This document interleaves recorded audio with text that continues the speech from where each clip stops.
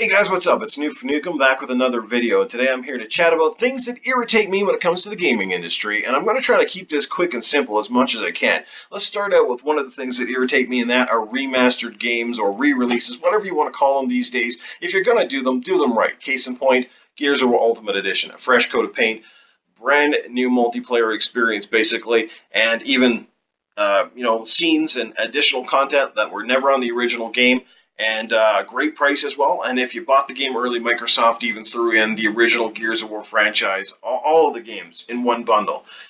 Want to do it wrong? Just keep buying them from Sony. They have a habit of doing that. Case in point, the Uncharted Collection. Now, why do I have it, you might ask? Because it came with my system. Now, it's 3 great games on one disc. I get that, and that's cool. But you buy this game up loose, at least here in Canada, $75. Come on, guys. Shouldn't be $75. 30 maybe? 75, get with the program, and you know what, if you're gonna remake it, put some effort into it and stop charging people for the exact carbon copies of the same games with a newer resolution. It just doesn't fly by me, guys. Come on, get with the program here. Let's talk about my next topic, overpriced DLC. Yeah, I'm looking at you, Call of Duty. You guys started the trend with those overpriced $15 map packs back in the day, and that continues today. I mean, it really bugs me now that people, every time they bring out a game, they want to sell you the map packs and what do they call them? The season passes now. Like, where did that stuff come from? You know what? Back in the day when DLC came out, it only came out if the game was popular enough to warrant DLC. It didn't automatically have DLC like every game seems to these days. So first of all, you need to fix your prices and you need to stop ripping customers off. I'm looking at UEA and Battlefront as well. Charging people more than the actual game itself for a DLC for Star Wars, simply because fans really love it and they're stupid enough to pay whatever you ask them for. Maybe for a Yoda costume or something, who knows, but you guys are famous for that, and I think it's terrible. First of all, you ripped us off by charging us full price for a half a game to begin with, because it didn't give us a campaign or nothing, so get with the program, guys.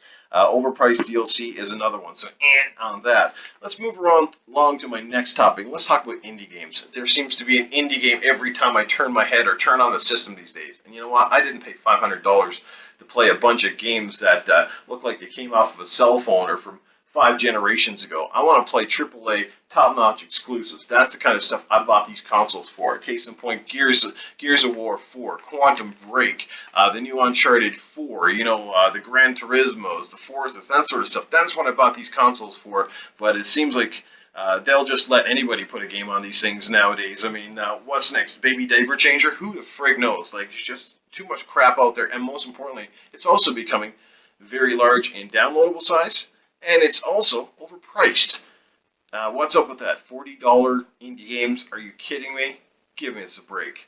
Let's move right along. Let's talk about too many updates, which kind of ties into that. Every time I turn on my console now, there seems to be a freaking update. And we're not talking about 512 megabyte updates or even 1 gigabyte updates. Generally, we're talking about updates that are like 17 and 18 gigs, sometimes almost more than the actual game size itself. What is up with that? What are we downloading? The Empire State Building and King Kong to go along with it? Like, give us a break, guys. These consoles only come with 500 gigabytes, and we can't even get a dozen games on the damn thing before they're overloaded. Like, I don't want 20 hard drives kicking around my house. So I think you game companies, you need to tighten up that file size a little bit here, guys, and knock it off with the updates. You know what? If you're going to pay all these people to work in your departments, tell them to get shit right to start with, okay? Let's move right along to media bias. You know what's out there. IGN and other publications who claim to be journalists are famous for spreading media gaming propaganda. I mean, what is up with all of their bogus stories and how they get excited about one console and basically spit on the other? Yeah, that's right. Your lips are brown around the front from kissing Sony's butt for the last couple of years, that's for sure, because you certainly ain't shown much love from Microsoft. You can't even finish a video without trying to make sure that you spread some Sony love in there as well. All that fun stuff, and NeoGAF and everybody else. And all you got to do is go watch my buddies at BGST and pay close attention to some of their podcasts, and you'll get what I'm talking about. These guys know their stuff, and that's gonna, and that falls into the fanboy category and stuff. Yeah, I'm on Xbox right now, and I love my Xbox One, but I also love my PS4. Great game is a great game no matter what console you play it on, but These guys are just so full of it, man, and they love to spread the hate. Let's move right on down to my last topic here before I wrap things up, and that's the 1080p debate. This is probably one of the stupidest debates in gaming, period. Every time I look around, somebody's doing a comparison video, somebody's out there, Digital Foundry, whatever, monitoring the frame rates and the resolutions. You know what? Simply because they got nothing else better to write.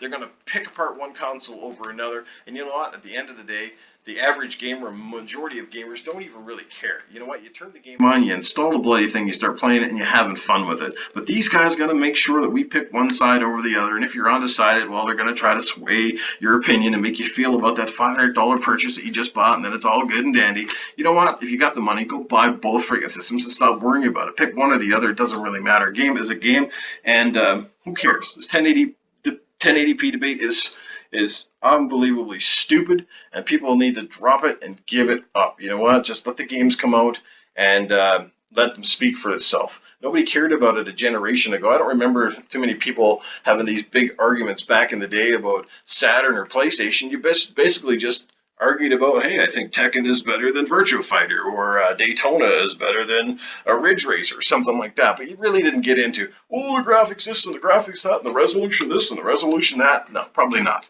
So that's what I'm saying. Why does it have to be that way today? Because they got nothing else better to write, and they just like their little click counters going up. You know, it's stupid. It really is. So that's pretty much it for my topics of debate today. I hope you've enjoyed this video. Please rate, comment, or subscribe. It's Newf Nukem, signing out.